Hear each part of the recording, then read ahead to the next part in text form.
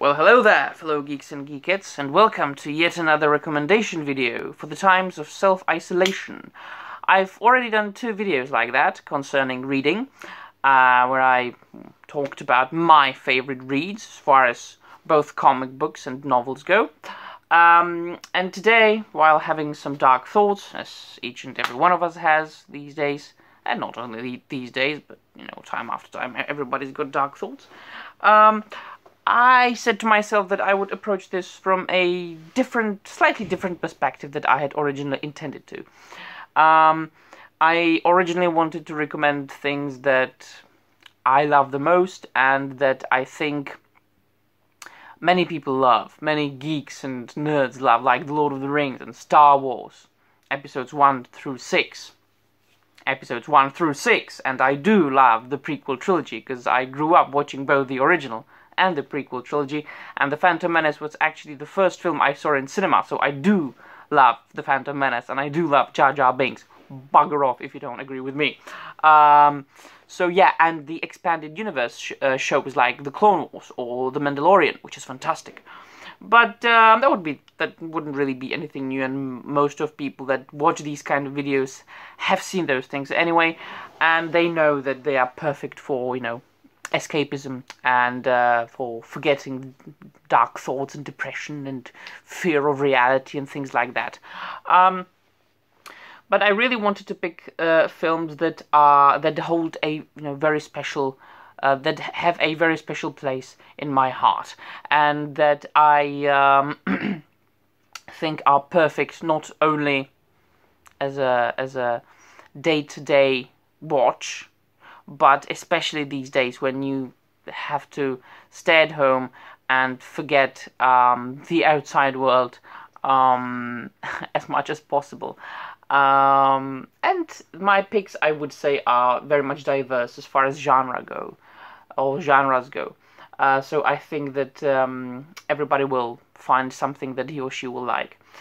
So first, I would of course recommend Batman the Animated Series, which is actually my favorite interpretation of Batman. I thought about it many times. I thought to myself, what's my favorite Batman? Actually, I know that he's my favorite superhero, but what's my favorite interpretation of Batman? Is it Grant Morrison's Batman? Is it Scott Snyder's and Greg Capullo's Batman? Is it The Dark Knight Returns Batman by Frank Miller? And I realized that it's actually Batman from the animated series from 1990s. Firstly, because I grew up watching this thing. So when I have been revisiting Batman the Animated Series, and I have been rewatching this a lot lately, I realized that firstly it brings me back to my childhood, obviously, and secondly that it still holds very good, that I can still watch it as an adult and enjoy it very much, and maybe even a bit more, because this, of course, even though this is an animated show, originally intended mainly for kids, you can find many things there, many ideas, many aspects and factors of the show that are really quite complex and really quite very much for adults. And, you know, in addition to this classic Batman animation and the voices, Mark Hamill, Kevin Conroy, and it's actually the medium where Harley Quinn appeared for the first time. And this version of Harley Quinn is actually my favorite version of Harley Quinn, as really created by Paul Dini and Bruce Timm. She will forever be my favorite version of Harley Quinn. So I do very much recommend Batman the Animated Series. This is the complete collection on DVD. I think you can still get it both on DVD and on Blu-ray, so I highly recommend watching Batman the Animated Series. So this is my first pick. Then I've got 2 films that are my favorite fantasy films of all time. I do not count The Lord of the Rings, because it's too obvious, firstly, and secondly, It is a bit different because it is an interpretation of a novel. It is based on something that had been created before. But these two films are original films with original scripts that were created as, firstly as original films. And in my view, and in my own experience, watching these two things, I will always lose myself in these fictitious worlds and forget reality. Although one of them really does touch the real world quite a lot. But watch it and you'll see. So the first one is The Dark Crystal, the original film from the 1980s, not the new TV show. The Netflix show. I have seen one episode of that, and it wasn't bad. I might finish it. We've got a lot of time anyway. But watching the original Dark Crystal by Jim Henson, you can do very little better, or very few better things. Imagine a fictitious world where you can lose yourself, inhabited by fantasy creatures such as gelflings, these elf-like characters, and two races of like mystical creatures, Skeksis and Mystics, the evil ones and the good ones, sort of yin and yang, and then it gets a bit more complex, but I don't want to spoil it. And their lives revolve around this shard of a magical dark crystal that is a source of power. And this little gelfling is the main character, and he embarks on a quest to save the dark crystal. What is also very specific about this film, that it is all puppets. Jim Henson was the man who created The Muppets TV show, and he worked on things such as the dinosaurs, and basically everything from the 80s that is that was shot with these little puppets. So it's all puppets. It's not animated. There are no live action real humans. It's all either puppets or humans, people in costumes, and this really gives the film a feel of reality, much more than if you watched something animated. So I do recommend The Dark Crystal, which is probably my top favorite fantasy film.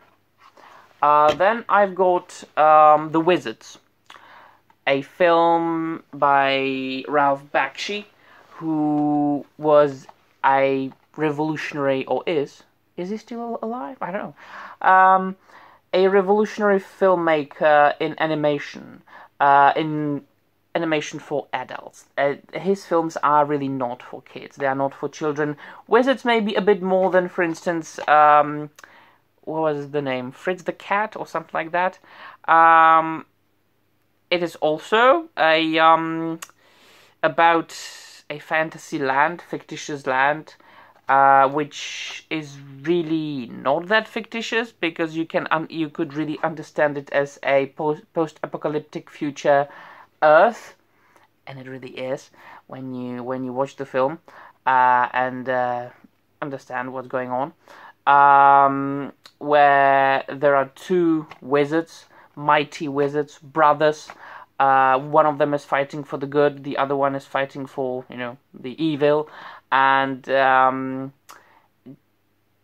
he's kind of, he is I don't want to say any specific words on YouTube, because YouTube and Google they don't like it. But the evil wizard is a continuation of a group of people from the first half of the 20th century that a lot of people talk about, and there was a war, and these people were, you know, from Europe, and I think you know where I'm heading. And the good wizard, of course, stands for magic, and for magical creatures, and for fairies, and for the good things, and, you know, for like Greenpeace-like things. And the evil wizard stands for machines.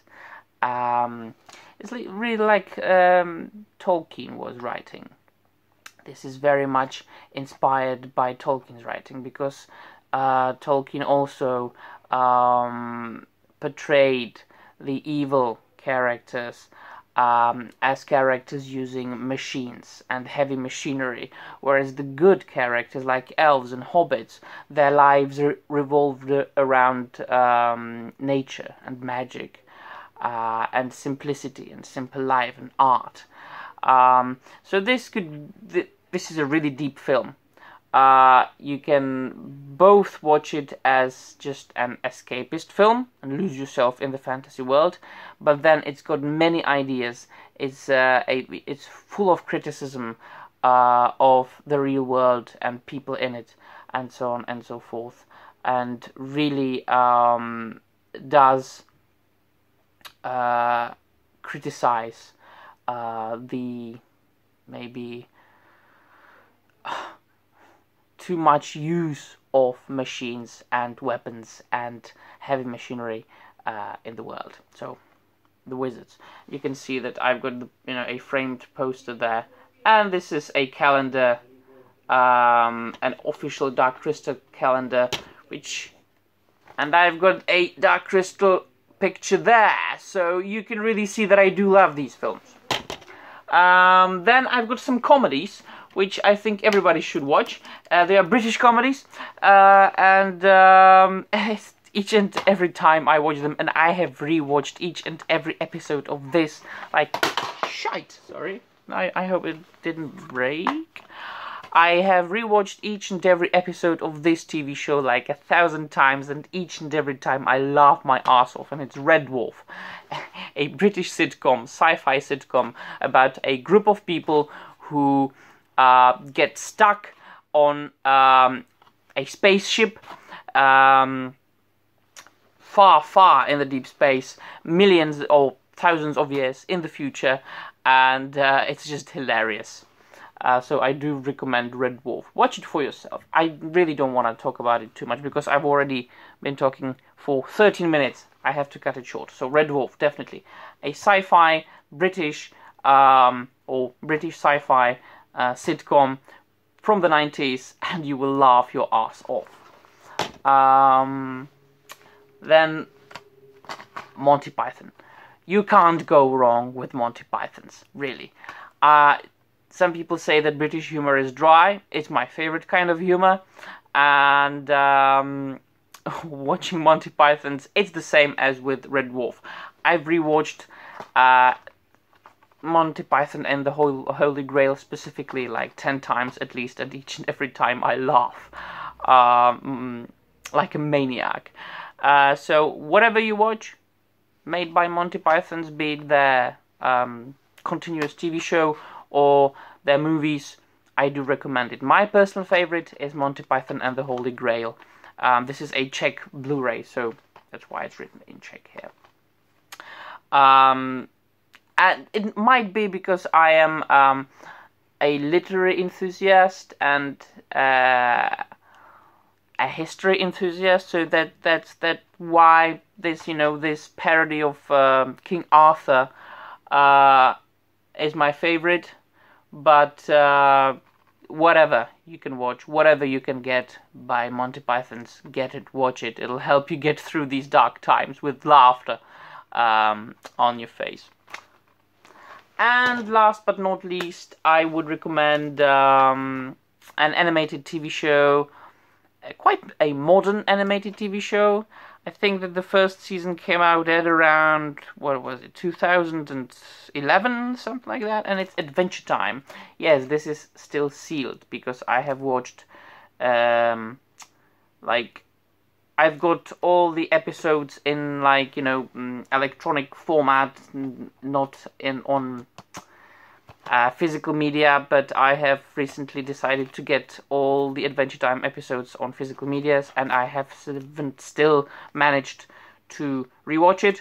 But once again, an animated TV show about a boy living in an post-apocalyptic Earth on an island called Ooh, and his best friend is a mutated dog who can stretch his limbs, like Mr. Fantastic from Fantastic Four, and he can talk, and there is a kingdom called Candy Kingdom, and there are and the inhabitants of the kingdom are all sweets.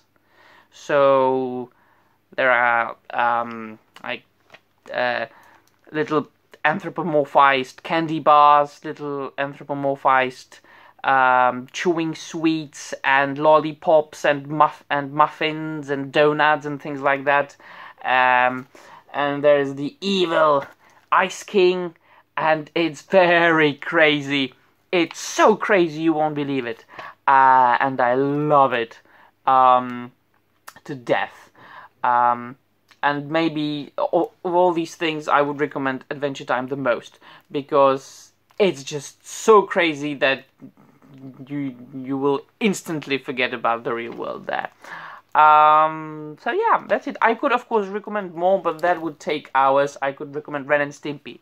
I could recommend Rick and Morty. I could recommend the regular show, and you know, dozens and dozens of more animated shows and films and comedies and things like that. But these are my tops, my personal tops, and I do recommend you watch them if you want to get through these, the times of self-isolation with laughter and smile on your lips. So it's Batman animated series, The Dark Crystal by Jim Henson, The Wizards by Ralph Bakshi, Red Dwarf, anything by Monty Python's My Favorite Holy Grail, and Adventure Time. And that would be all from me, my friends. The next video will very probably be something about comic books, or a watching movie TV show recommendation horror edition, which I have been wanting to do for a long time. So, but that's all from me today. See you very soon, and bye.